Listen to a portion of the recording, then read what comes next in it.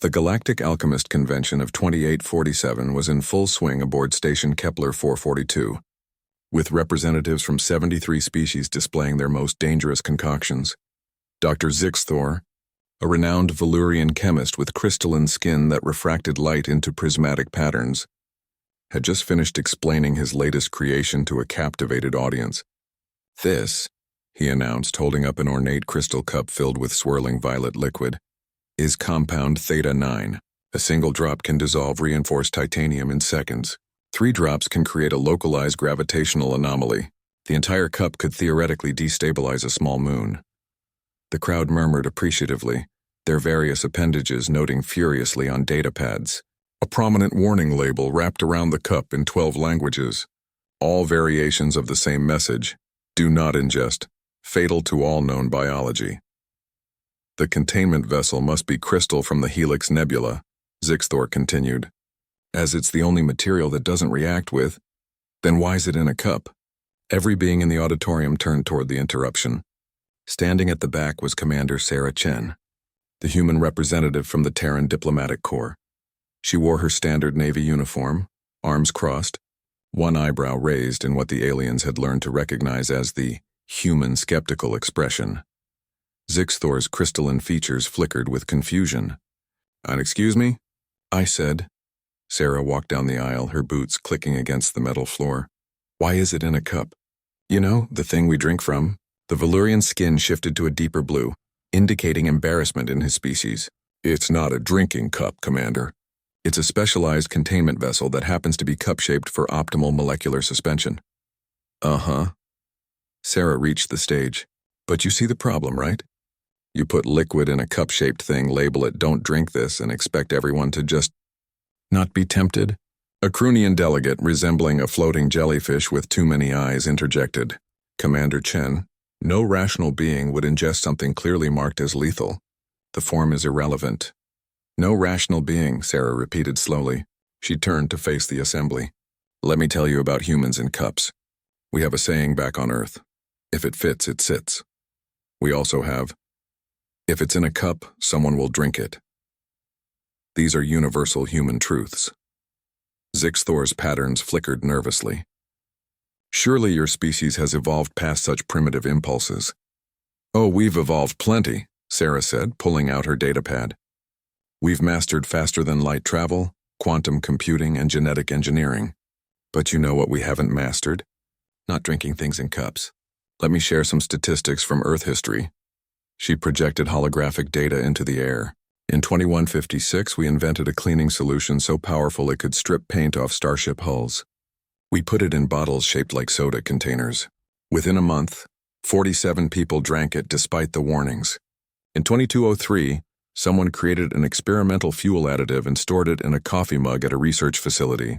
3 scientists drank it during a late-night work session." The audience shifted uncomfortably. "My personal favorite," Sarah continued, warming to her subject, "is from 2389. A xenobiologist studying toxic alien plant life made an extract that could kill a person in under 3 seconds. Know where she stored it? In a teacup. Her reasoning: it was the only container that fit on my crowded desk. Her colleague, half asleep and desperate for caffeine, nearly died." "This is absurd," protested a Threxian delegate with mandibles clicking in agitation. "Your species lacks basic survival instincts." "No," Sarah corrected, "we have excellent survival instincts. We've survived ice ages, asteroid impacts, plagues, and 2 world wars before we even left our planet. Our problem is curiosity combined with convenient access. You see, the human brain works like this. We see a cup, we think beverage. We see a warning, we think challenge." Zixthor's colors shifted rapidly through several emotions. "But," the label clearly states. "Let me ask you something, Doc. How many humans have attended this convention?" "You're the first, actually." "And how many other species keep their deadly compounds in drinking vessels?" The Valyrian was silent for a moment. "None. The others use sealed containers, locked cases, or magnetic suspension fields." "Exactly." Sarah pointed at the cup. "Because every other species in this galaxy figured out that the shape of a container matters. Form influences function. User interface design isn't just about computers, it's about everything we interact with." She walked closer to the cup, and several aliens instinctively backed away. "I'm not going to drink it," she assured them. "But I guarantee you if you bring this to Earth within a week, someone will. Doesn't matter how many labels you put on it. Could be a curious teenager. Could be a drunk college student. Could be some idiot on social media doing it for views. But someone will drink it. Then humans are simply a danger to themselves," huffed the Threxian. "Maybe," Sarah admitted. "But we're also the species that invented the saying, 'learn by doing.' We touch hot stoves, we eat things we shouldn't, and yes, we occasionally drink labeled poisons. But you know what else we do? We survive, we adapt. We develop immunities and resistances that shouldn't be biologically possible." She pulled up another file. "Capsaicin. We eat it for fun even though it evolved specifically to keep mammals from eating it. Alcohol. Literally a poison that we consume socially. Caffeine. An insecticide that we can't function without. We've turned dozens of things that should kill us into recreational activities."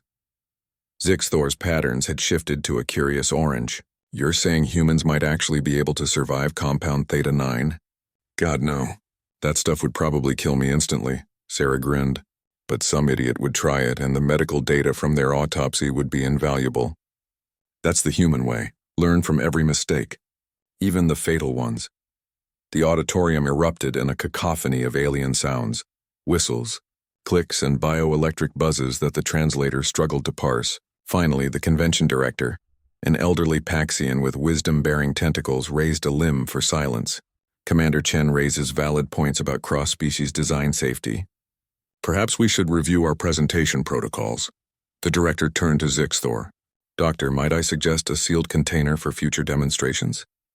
Zixthor's colors settled into a resigned purple. "I suppose a cup was poor judgment on my part." Sarah smiled and patted his crystalline shoulder carefully. "Hey, you live and learn. Just be glad you learned it from me talking instead of from a human's autopsy report." As the convention resumed with significantly more attention paid to container design, Sarah returned to her seat. Her assistant, a young ensign, leaned over and whispered, "Commander, be honest. You were tempted to try it, weren't you?" Sarah's eye twitched slightly. The label did say all known biology. Technically, humans are still relatively unknown to most of the galaxy. "Ma'am, I said tempted, Ensign. Not planning to. There's a difference. That difference is why we have the highest insurance premiums of any species in the Galactic Union, ma'am." Sarah couldn't argue with that. 3 months later, the Galactic Safety Commission issued new guidelines.